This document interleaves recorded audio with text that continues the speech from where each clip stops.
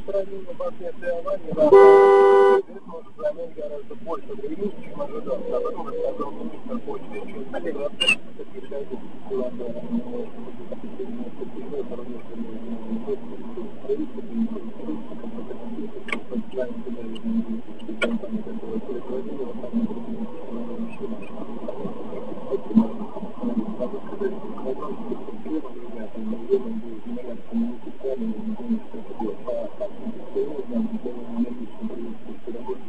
По заданию президента Сергей Шойгу вылетел на место аварии на Саянов-Южном СГ. Говорить о причинах аварии можно будет только через несколько дней. Сейчас главное спасение людей, заявил нам официальный представитель Росгидро Викторий Друзьяка. Сейчас происходит работа по расчету для того, чтобы обнаружить людей, которые могут сюда находиться. Это для нас самое главное. Вторая задача, которая решается, это попытка установить работу гидроагрегатов на автомобилях.